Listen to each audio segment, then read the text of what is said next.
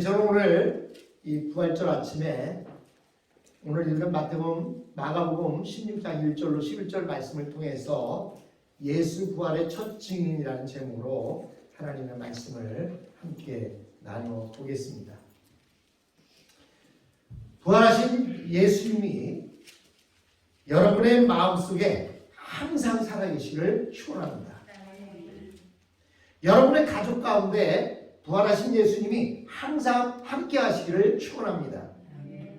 여러분의 가정과 사업장과 또 직장 위에 그 부활하신 예수님이 항상 함께 하시기를 축원합니다.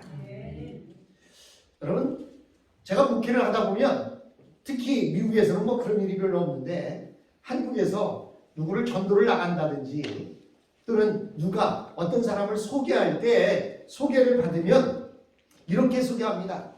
목사님, 이 사람이 예수를 제대로 믿기만 하면 아주 큰 일을 할 사람입니다. 특별한 관심을 가져주시고 그를 위해서 기도해 주세요. 이렇게 이야기하는 분들이 꽤 있습니다. 사실 잘못된 소개는 아닙니다. 이왕 소개하는 것, 이 사람이 예수를 믿게 되면 정말 좋은 일을, 큰 일을 많이 할 사람이라고 소개하는 것 참 좋습니다. 그러나 이런 부탁을 하는 사람들의 마음속에는 이 사회적, 세속적인 마음이 있는 것을 볼 수가 있어요. 세상에서 잘 나간다고, 그러니까 이 사람이 잘 나가는 사람이니까 예수 믿게 되면 교회 안에서도 잘 나갈 겁니다. 이런 어떤 의미를 담고 있는 것은 조금은 세속적인 내용들이 들어있는 것이 아닌가, 이런 생각을 해보게 됩니다. 근데 그때 당시에는 그런 이야기를 들으면 저 사람이 예수를 믿으면 정말 교회에서 큰 일을 하겠구나. 그래서 뜨거운 마음을 가지고 기도했습니다. 그런데 목회 35년 하고 보니까요, 그렇게 소개를 하면 그렇군요 라고 하면서도 큰 기대는 안 합니다. 왜냐하면 교회 안에서의 신앙생활이 세상의 일처럼 그렇게 세상의 지식이나 세상의 권세나 세상의 물질이나 세상에 어떤 힘이 있다고 해서 교회 안에서 잘할 수 있다라는 그런 것은 없기 때문입니다. 없는 것뿐만이 아니라 성경에 보면 교회 안에서는 세상적으로 성공한 사람들이 그 사람을 하나님께서 들어 쓰시는 일이 없다는 사실입니다. 사무엘은 키가 헛줄하고 인물이 훤한 그 사람을 보고 이 사람이 왕이 되면 이 이스라엘을 잘 다스리겠다. 많은 사람들이 이 사람을 따를 것이고 이 사람은 하나님의 말씀대로 잘 나갈 것이다 생각해서 사울을 왕으로 세웠습니다. 그런데 결과는 어떻게 됐습니까? 실패였습니다. 우리가 수요일마다 보고 있는 사사기 말씀을 보면 사사기에 이제 현재 사사 두 번째 사람을 보았습니다. 첫 번째 사사는 온니엘이었고 두 번째 사사는 왼손잡이 에웃이었습니다. 이들이요, 능력 있고 힘이 세고 잘나서 이스라엘을 사용한 것이 아니었습니다. 온니엘은 주님 앞에 사사로 부름받을 때 그의 나이가 80세였습니다. 에웃은 그가 사사로 부름받았지만 그는 오른손이 자연스럽지 못하고 붙들어 매고 다닐 수밖에 없는 그러한 장애인이었습니다. 그런데 하나님께서 그들을 붙들어서 사용하셨습니다. 그래서 이스라엘에게 평화를 주었습니다. 여러분, 세상은 돈 많고 잘나고 키 크고 똑똑하고 부모 잘 만나는 그런 금수저가 판을 치는 세상입니다. 그러나 역설적이게도 성경에서는 금수저가 판치는 세상이 아니라 어떤 수저가 판쳐요? 흙수저. 그러나 흙수저도 아니고 그것을 보고 어떤 분이 이렇게 말했어요. 지저스 스푼이라고 이야기를 했습니다. 예수님의 숟가락. 금숟가락을 가진 사람이 성공하는 것이 아니라 예수님을 숟가락으로 가지고 있는 사람, 그 사람이 승리한다. 그래서 지저스 스푼이라고 이렇게 표현을 해놨더라고요. 여러분, 성경은 세상에 잘난 사람을 사용하지 않습니다. 오늘 본문에 나타난 부활의 첫 증인, 그들은 어떤 사람이었습니까? 여인이었습니다. 그리고 일곱 귀신에 들렸던 사람이었습니다. 그런데 예수님께서는 그의 수자자인 베드로보다 또 예수님을 따르던 건장한 12명의 제자들, 그들보다 먼저 누구를 만나주셨습니까? 일곱 귀신에 들려서 괴로운 생활을 살았던 막달라 마리아에게 나타나 보이셨습니다. 왜 예수님은 베드로나 그 11명의 제자들에게 먼저 나타나지 않으시고 이렇게 일곱 귀신 들렸던 막달라 마리아에게 먼저 나타나셨을까요? 그것은 성경에 보면 이유가 다 있습니다. 여러분, 첫 증인으로 부임받았던 그 사람은 첫째로는 그들은 주님의 은혜를 체험했기 때문에 쓰임받았다는 사실입니다.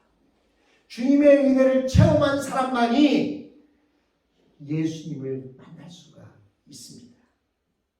막달라 마리아를 포함한 그곳에 갔던 이 여인들은 어떤 여인들이었는지, 그들이 예수님과 처음 어떻게 만났는지, 그리고 또 예수님은 그들과 어떤 관계를 맺었는지에 대한 것이 누가복음 8장에 보면 잘 나타나 있습니다. 누가복음 8장 1절로 3절에 보면 12제자가 예수님의 대표적인 제자였으므로 그들만 예수님께서 사용한 것으로 착각하는데요. 그들이 그렇게 아무 일도 하지 않고 예수님을 따라다니면서 설교를 듣고 배우고 복음을 전할 수 있었던 이유는 그들 곁에서 자기의 소유와 자기의 물질을 가지고 예수님과 그의 제자들을 도왔던 사람들이 있다는 겁니다. 그 여인들이 바로, 그 사람들이 바로 이 여인들인데 오늘 성경에 나타난 그 여인들입니다. 이 여인들은 자기의 소유와 물질로 12제자를 도우면서 복음 사역에 함께 헌신했던 것을 알 수가 있습니다. 그런데 성경은 왜 그 12제자만 그렇게 강조하고 있습니까? 그거는요, 그때 시대적 상황이 그랬습니다. 아니, 미국도 자유민주주의가 가장 발달했다는 이 미국도요, 여성이 투표를 시작한 때가 언제입니까? 1950년대예요. 그전에는요, 여성들은 대표를 뽑는, 주지사를 뽑거나 대통령을 뽑는 투표조차도 하지 못했습니다. 민주주의가 제일 발달했다는 나라도 1950년 이후에나 그렇게 했다고 한다면 지금으로부터 2000년 전에는 어떠했을까요? 여인들은요, 어떻게 보면 사람 취급을 못 받던 그런 시대였습니다. 그래서 성경에서는 이 여인들의 그 헌신이 잘 드러나 있지 않은 것뿐이지, 이 여인들의 헌신과 쑥으로 인하여 예수님의 공생애가 더욱더 빛날 수 있었고 온전히 헌신해서 복음을 전할 수가 있었던 것입니다. 그런데 8장 2절에 보니까 그들은 은혜 받은 사람이었음을 알 수가 있습니다. 귀신이 그들에게서 나갔고 그들은 자유를 얻었습니다. 눌려있던 상태에서 영혼의 자유와 그리고 정신적인 새로운 경험을 했던 사람들과 또 육체의 질병으로부터 치료받았다라고 하는 그들의 공통점이 있었습니다. 즉 그것은 주님의 은혜를 직접 체험했다는 것입니다. 일곱 귀신이 쫓겨나가고 또 병이 치료되어지는 그런 은혜를 체험한 사람들이었습니다. 이렇게 여인들을 만나 치료해 주신 후 주님은 어떤 별명을 받게 됩니까? 창기와 세리의 친구다라고 하는 그런 별명을 듣게 됩니다. 여러분, 창기와 세리의 친구, 그러면 그런가 보다 이렇게 받아들일 것 같은데요. 그게 아닙니다. 완전 비하하는 얘기입니다. 완전히 그냥 창기의 친구인 저 이런 식의 표현인 것입니다. 그러나 예수님은 그것을 마다하지 않으셨습니다. 뿐만 아니라 이 여인들에게 예수님은 온전한 자유를 주시고 새로운 삶을 살게 하기 위해서 십자가를 몸소 지셔야만 했습니다. 그런데 이 여인들은 그 사실을 알고 있었습니다. 저렇게 예수님께서 창기와 세리의 친구라고 하는 저 모욕적인 이야기를 들으면서까지도 나를 사랑하시는구나.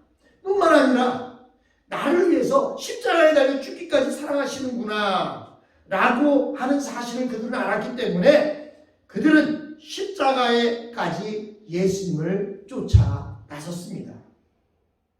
마가복음 15장에 보면 예수님이 십자가에 달린 사건의 그 전후의 상황을 잘 보여주고 있습니다. 40절로 41절에 보면 이런 말씀이 나옵니다. 멀리 바라보는 여자들도 있는데 그 중에 막달라 마리아와 또 작은 야고보와 요셉의 어머니 마리아와 또 살로메가 있었으니 이들은 예수께서 갈릴리에 계실 때 조차 섬기던 자요 또 이외에도 예수와 함께 예루살렘에 올라온 여자들이 많이 있었더라. 예수님의 제자들은요 겁나서 도망갔습니다. 그런데요 여러분 어떤 위급한 상황이 오면요 남자가 더 강할까요? 여자가 더 강할까요? 희한하더라고요. 보통 때는 남자가 더 강해 보여요. 남자들이 뭐 힘도 더 있는 것 같아 보이고 아주 담대합니다. 사자가 앞에 나타나도 그의 입을 찢어 죽일 것 같은 그런 담대함이 있어요. 그런데요 그러다가도 바퀴벌레 한 마리 나타나면요 그냥 무서워서 도망가는 남자들이 많아요. 그런데 연약한 여자들이 그런 것들 무서워하던 여자들이 강할 때가 있어요. 언제 강해요? 자식들 앞에서 강해집니다. 자기 자녀가 누워져 있는데 그 옆에 바퀴벌레가 지나가면요 맨발로 그냥 바퀴벌레 밟아서 죽이기도 합니다. 여인들은요 어떤 상황이 되면 남자보다 몇십 배 강해지는 모습을 보게 되는데 바로 예수님의 죽음 앞에서도 그러했다는 사실입니다. 예수님의 제자들은 어디 갔는지 꽁지 빠지게 도망갔는데 이 여인들은 막달라 마리아와 또 야고보의 어머니 마리아와 살로메와 그리고 갈릴리에서 올라온 많은 여인들이 그곳에 있었다라고 이렇게 성경은 말하고 있습니다. 제자들과 남자들은 모두 다 도망쳤는데 이 여인들은 십자가에 가까이 왔다고 말하고 있습니다. 평범했던 여인들, 가난한 마음을 가지고 살았던 여인들, 그리고 단순한 정서를 지녔던 여인들이 어떤 순간에 힘을 냈는데 그것이 바로 예수 그리스도의 십자가의 죽음 앞에 그들은 힘을 내서 예수님을 끝까지 따라왔던 것입니다. 왜 그랬을까요? 그것은 바로 그들이 예수님의 은혜를 알고 있었기 때문입니다. 그 은혜를 저버릴 수가 없고 그 은혜에 너무나 감격한 나머지 그들은 끝까지 예수님을 따라왔던 것입니다. 마가복음 15장 마지막 절인 47절에서는 때에 막달라 마리아와 요셉의 어머니 마리아가 예수님의 둔 것을 보더라 라고 이렇게 말하고 있어요. 즉 예수님이 무덤에 묻히는 장면까지도 이 여인들은 끝까지 따라가서 예수님이 어디에 묻히셨나 어떤 굴로 막았나 이것을 보았다라고 말하고 있습니다. 그들은 은혜를 아는 여인들이었습니다. 그래서 안식일에 장사 지를 수 없기에 장사된 곳을 잘 보아두었다. 오늘 우리가 읽은 16장 2절에 보면 향품을 들고 예수님의 시체에 향유를 발라드리기 위해서 여인들이 그 동산에 올랐던 것을 볼 수가 있습니다. 사랑하는 성도 여러분, 여러분들은 예수님의 은혜를 아십니까? 그렇다면 우리는 예수님 가까이 그림자처럼 항상 함께 있어야 합니다. 항상 예수님의 곁을 떠나지 않았던 이 여인들처럼 저와 여러분은 주님의 곁을 떠나서는 안 됩니다. 주님의 곁은 어디입니까? 바로 예배의 자리입니다. 은혜의 자리는 예배 드리는 자리입니다. 주일 수요 예배 나와서 하나님의 은혜의 자리에 앉아 하나님의 은혜에 감격하는 여러분이 되시기를 주님의 이름으로 축원합니다. 그때 그들은 평범한 여인들이었지만 부활의 주님을 처음 만난 영광을 누리게 되었습니다. 막달라 마리아는 말 그대로 막 달라붙는 여인입니다. 누가 뭐라고 하든 막 달라붙어 있어요.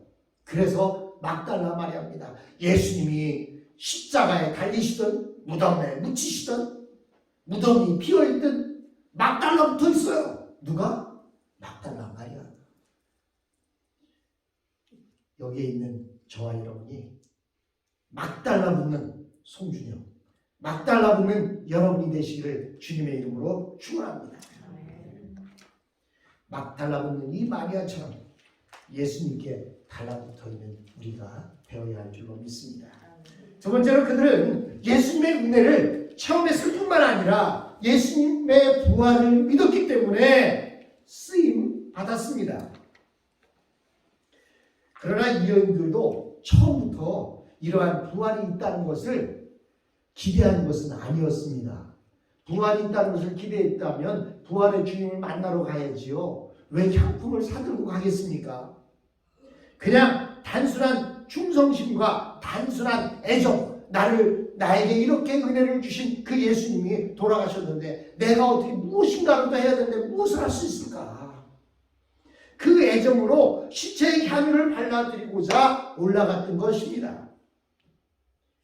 예수님의 부활의 소식을 접해들은 그 여인들의 반응을 통해서 우리는 알 수가 있어요. 거기에 한 젊은이가 오른쪽에 앉아있다가 이야기합니다. 그는 살아나셨고 제자들보다 먼저 갈릴리로 가실 것이다.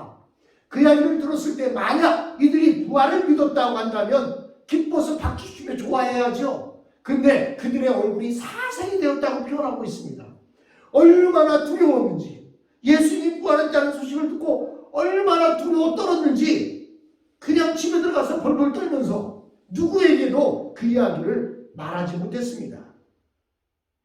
이 여자들이 심히 놀라 떨며 무덤에서 도망하고 무서워하여 아무에게도 아무 말도 못하더라 라고 성경은 기록해놓고 있습니다. 즉 예수님의 부활이 전혀 기대되지 않던 충격적인 사건이었음을 우리가 알 수가 있습니다. 그럼에도 불구하고 그들은 이러한 부활의 사건과 소식을 접하면서 불신과 회의를 넘어서서 믿음의 자리에 서게 됩니다. 이것은 여인들뿐만 아니라 다른 제자들도 마찬가지였습니다. 그러나 막달라 마리아는 놀랍고 두려움에도 불구하고 10절에 보니까 마리아가 가서 예수와 함께하던 다른 사람들의 슬퍼하며 울고 있는 중에 이 일을 고하였다. 같이 갔던 여인들이 다 들어서 뻘뻘 떨다가 막달라 마리아가 갑자기 용기를 내서 제자들에게 찾아갑니다. 찾아갔더니 제자들이 예수님의 죽음 때문에 두려워하고 슬퍼하고 울고 있는데 그들에게 이 말을 고하는 거예요. 이 말이 뭐예요? 예수님이 부활하셨고 너희보다 먼저 갈릴리로 가셨다라고 하는 그 말을 전하게 된 것입니다. 이것이 바로 순종이에요. 아무리 내가 놀라고 두려웠다 할지라도 순종하는 마음으로 가서 전하는 것. 그것이 바로 순종입니다. 가서 전하라는 말씀 그대로 막달라 마리아는 두려움 중에서도 어쩌면 주저함 속에서도 순종하고 결단하여서 제자들에게 찾아갑니다. 그리고 나서 새로운 시대가 밝아온다고 말합니다. 이 막달라 마리아가 순종하자마자 하나님은 그녀를 쓰시고 부활의 첫 증인으로 삼아 주셨습니다. 그리고 새로운 신약의 시대, 새로운 역사의 무대가 이 여인을 통해 놀라운 모습으로 보여졌습니다. 사랑하는 성도 여러분, 순종하는 자를 주님이 사용하신다는 사실을 믿으시기 바랍니다. 단지 믿는 자가 된 것으로 족하지 않습니다. 믿고 순종하는 것이 중요합니다. 마리아는 가서 전하기 시작했습니다. 그리하여 드디어 마리아와 그 여인들은 부활의 증인으로 쓰임받기 시작한 것입니다. 이것은 막달라 마리아만을 향한 명령은 아닙니다. 이것은 다른 제자들에게도 향한 명령이기도 했습니다. 그리고 오늘 이 시대를 살고 있는 우리에게도 여전히 동일하게 주님의 주어진 명령인 것을 여러분 기억하시기 바랍니다. 우리는 이 명령을 주님의 지상 명령이라고 부릅니다. 마가복음 16장 15절에 보면 또 이르시되 너희는 온 천하에 다니며 만민에게 복음을 전파하라 라고 이렇게 말씀했습니다.